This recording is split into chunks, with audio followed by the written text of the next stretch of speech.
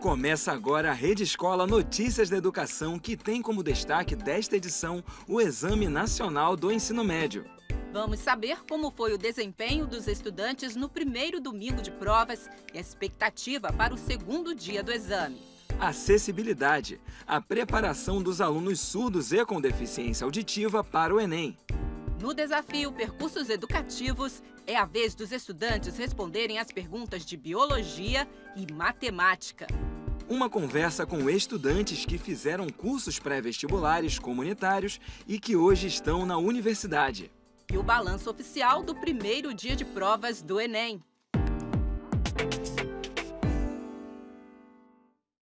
Do total de 5,5 milhões de inscritos confirmados para o Enem deste ano, pouco mais de 4.139.000 compareceram nesse primeiro domingo, o que equivale a 75,1% de presentes. Com isso, essa edição do exame registrou o menor percentual de ausentes desde 2009, quando o Enem passou a ter 2 dias de aplicação.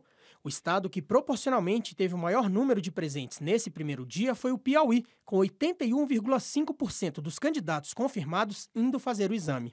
Esses e outros dados foram apresentados pelo ministro da Educação, Rocélio Soares, pela equipe do INEP, responsável pela elaboração e aplicação da prova, e pela Polícia Federal, no balanço do primeiro dia de aplicação do exame, que apesar das 71 eliminações, foi considerado por eles um dia calmo e sem nenhuma ocorrência que prejudicasse o Enem.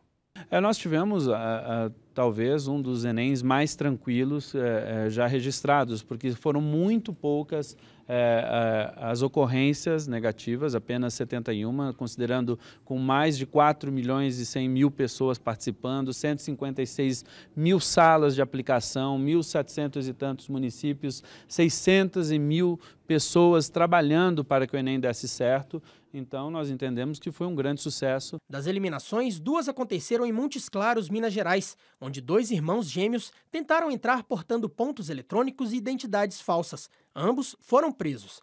As outras eliminações foram na revista, no detector de metais, e 67 por descumprimento das regras gerais do edital. Não foi registrado nenhum tumulto ou manifestação nos locais de prova. As únicas ocorrências durante o exame foram relacionadas à energia elétrica, 30 por falta temporária e 2 por interrupções longas de luz, o que gerou a suspensão da aplicação do Enem nesses 2 lugares. A prova vai ser reaplicada no dia 11 e 12 de dezembro. Os candidatos que se sentiram prejudicados, nós já temos o registro e a ata de salas, eles terão os direitos de fazer, então, a reaplicação nesses 2 dias. As provas já estão absoluta e devidamente organizadas para isso. No programa anterior sobre o Enem, a gente aqui da Rede Escola propôs um desafio para 2 estudantes que estão fazendo o exame deste ano. O desafio, Ernesto, foi baseado na plataforma Percursos Educativos, criada aqui pela TV Escola. E na semana passada, a Lohana e a Vitória responderam as perguntas de Geografia e Língua Portuguesa. A plataforma Percursos Educativos apresenta todas as questões do Enem desde 2012. Além disso, a plataforma oferece links para videoaulas, materiais pedagógicos e múltiplos conteúdos de aprofundamento dos estudos. Para acessá-la, basta entrar no site hotsite.tvescola.org.br/percursos. Agora é a vez do Pedro e da Gabriele responderem às questões de matemática e biologia. Vamos ver primeiro como eles se saíram ao responder as perguntas de matemática.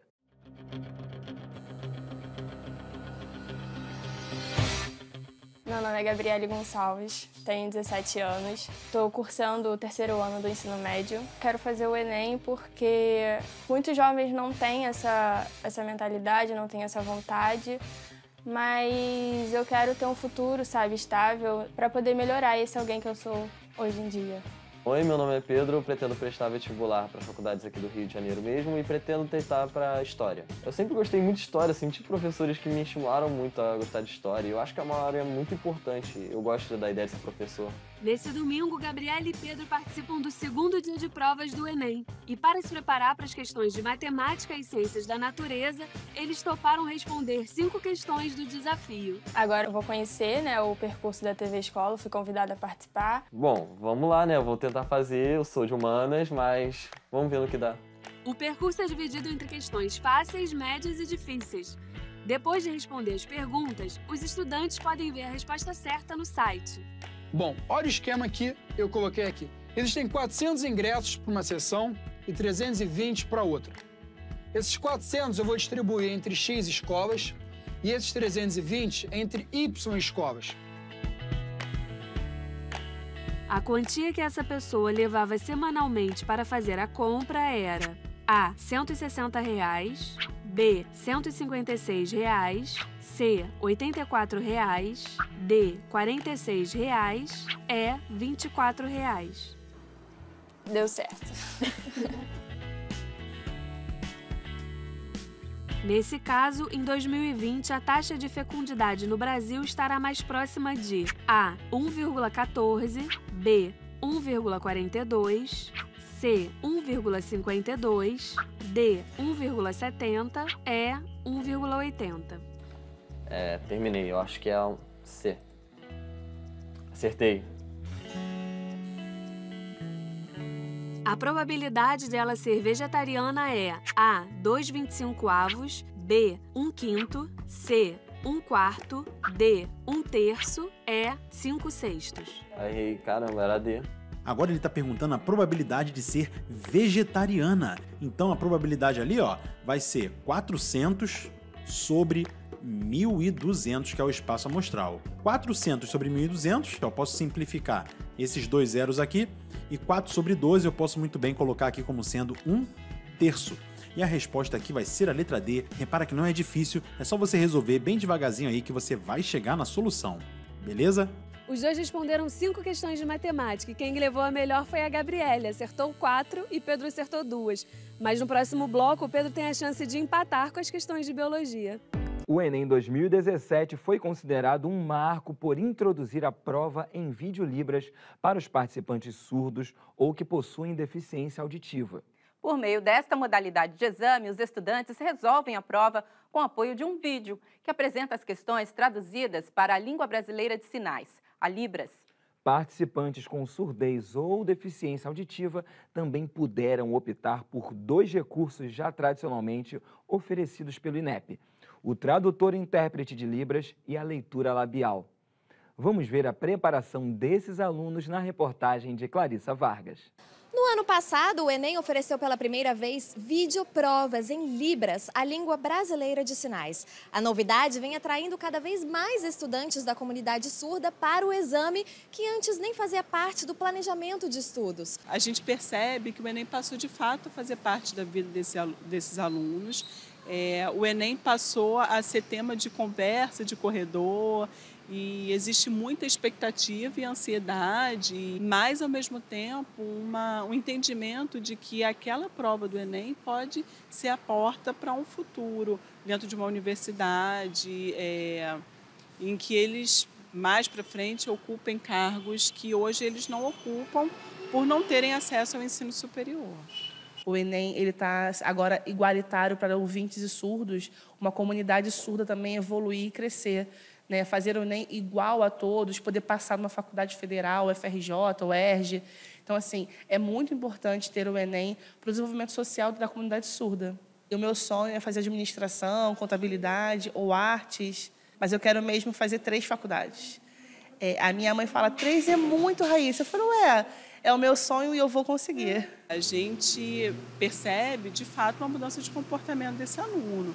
Agora, ele se planeja para estudar para essa prova, ele lança a mão de recursos que antes ele não utilizava, seja vendo os vídeos no celular, nos computadores, gravando a prova em CD. Então, é importante que a gente ofereça para esse aluno recursos tecnológicos em que o visual, né, integre essa rotina de sala de aula, bem como outros materiais que sejam concretos e palpáveis. Esses materiais que o Instituto oferece nos auxiliam. Então, o INES traz para a gente tecnologia através das plataformas da informática. Aqui no Instituto, o Enem, né, foi feito em língua de sinais E aí eu consegui treinar e fazer tudo com bastante calma. Eu sei que os surdos têm dificuldade na leitura, em palavras que a gente não conhece. E tendo a Libras, né, com o acesso, vai ser de muita grande ajuda para mim. Então, assim, vai ser muito bom poder entender na minha língua. A gente espera que a gente consiga avançar mais, né? Porque eles estão aí, eles existem e eles estão querendo ser reconhecidos, né?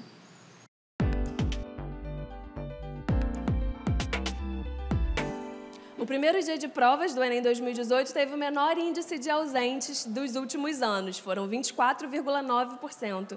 Outra coisa que surpreendeu foi o tema da redação, a manipulação do comportamento do usuário pelo controle de dados na internet.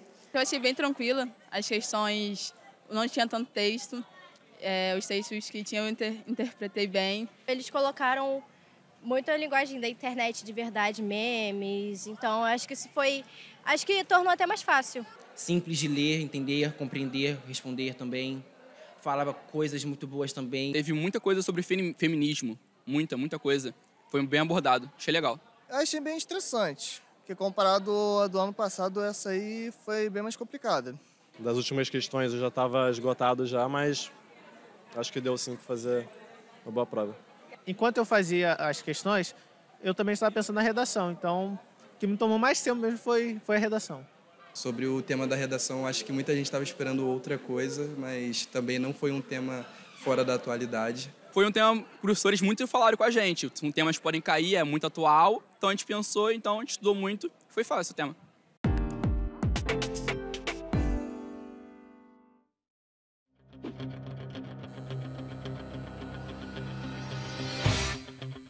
Gabriela e Pedro voltaram a se enfrentar e, dessa vez, o desafio do Percursos Educativos é de biologia. O uso desses insetos na agricultura traz benefícios ambientais, pois diminui o A. Tempo de produção agrícola. B. Diversidade de insetos praga. C. Aplicação de inseticidas tóxicos. D. Emprego de fertilizantes agrícolas. E. Necessidade de combate a ervas daninhas. Creio que seja C. Certo. Essa especiação não ocorre devido ao ou a oscilação genética das raças, B. Convergência adaptativa das raças, C. Isolamento geográfico entre as raças, D. Seleção natural que ocorre entre as raças, E. Manutenção do fluxo gênico entre as raças. Respondi letra A. Errei. Olha só, a especiação não ocorre devido a quê? Bem, a resposta correta é aquela que está no item E de elefante, que diz o seguinte, ó, porque ainda há manutenção do fluxo gênico entre as raças. Ou seja, para se ter um processo de especiação, é necessário termos um isolamento reprodutivo ao ponto de bloquear o fluxo gênico. O surgimento da característica mencionada está representado no cladograma pelo número A1, B2, C3, D4, E5.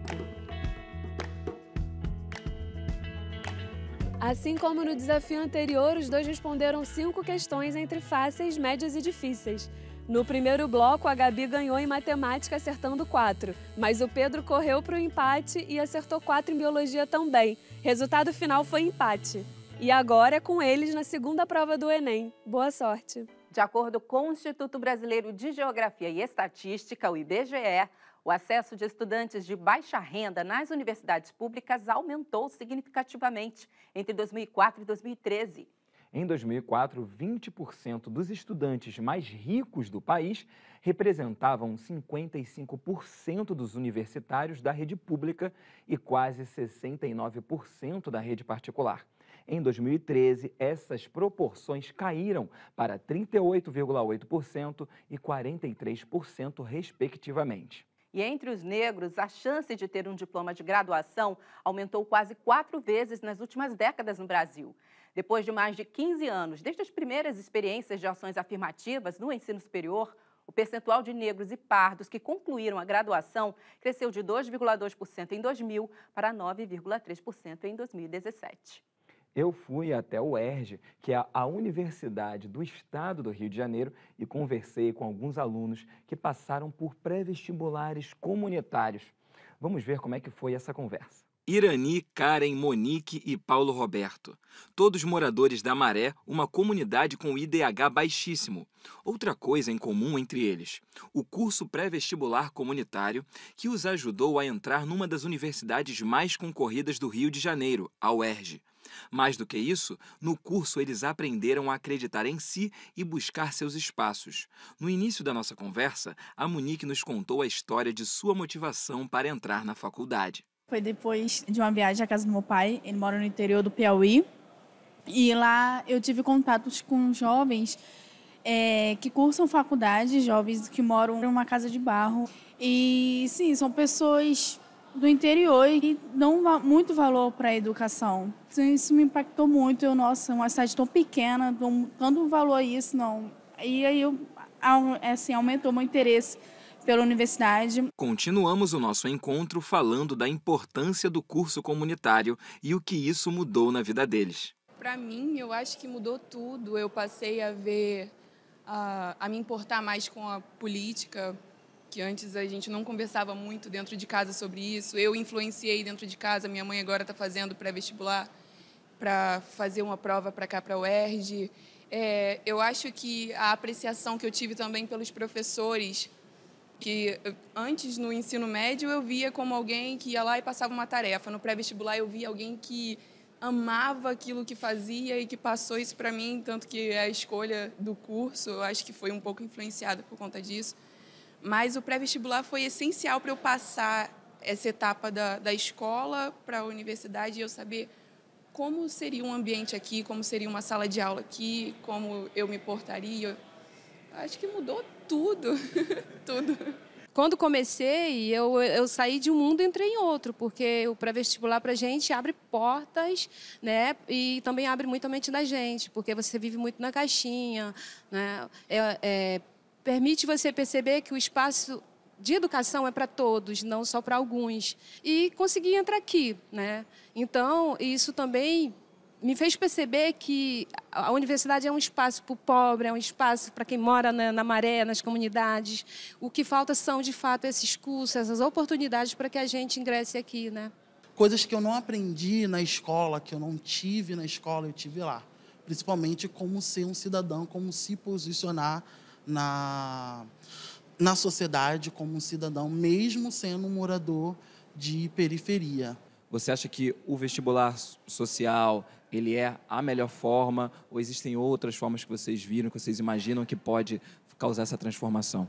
Olha, não, acho que deveria, na verdade, as escolas fazerem esse papel. Acontece que isso acaba ficando para o pré-vestibular, ter esse papel de ser ponte. Né? Deveria ser no ensino médio. Muitos deles chegam no ensino médio e não conhecem a universidade. Ou então vê a universidade como um espaço não para eles. Porque foi o meu caso. Quando eu comecei a fazer esse pré-vestibular, a minha ideia era de ir para uma faculdade particular e pagar. E eu não tinha nem condições de pagar, como que eu ia me manter? E aí, essa desconstrução foi sendo feita dentro do pré-vestibular, né? Porque eles vão dizendo, olha, você consegue, é um espaço nosso, e aí você começa a adquirir forças, né? Já no final do nosso bate-papo, eu quis saber que tipo de mudanças a universidade trouxe para eles. A importância para mim, tanto do pré-vestibular e tanto esse espaço da universidade, foi me ver como cidadão. Que eu tenho direito como negro, como favelado, de buscar os meus direitos, de saber essa importância, que esse espaço é meu e eu tenho esse direito de lutar nisso e também passar isso à frente. Na minha vida mudou muita coisa, o meu jeito de pensar, minha postura diante da sociedade, também passar a buscar mais nossos direitos. E meu comportamento também na família, agora eu influencio as pessoas, né? Não influencio, mas de uma forma boa.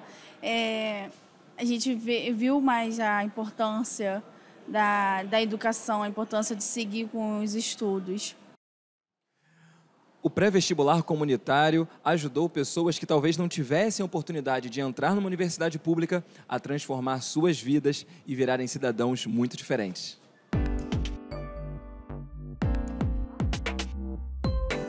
Nesse domingo, os candidatos terão 30 minutos a mais de provas. Serão 5 horas para responder as questões de matemática e ciências da natureza, que abrange física, química e biologia. E como será que andam as expectativas para a segunda prova? Agora eu me sinto mais calmo, porque a redação já foi, só que as questões eu acho mais difícil dessa segunda etapa.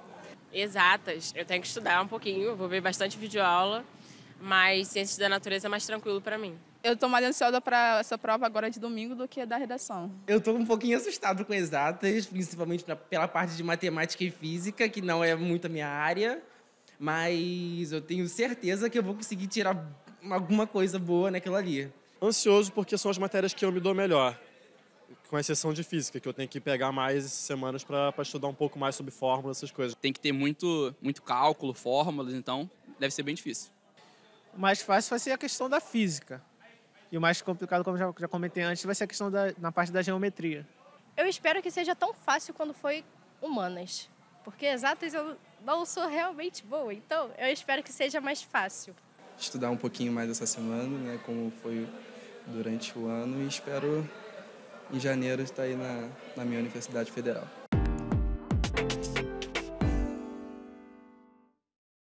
Passado o Enem, em breve as atenções irão para o SISU, o Sistema de Seleção Unificada. Ele foi criado em 2009 e teve um significativo impacto no perfil de alunos que conseguiram vagas no ensino superior público.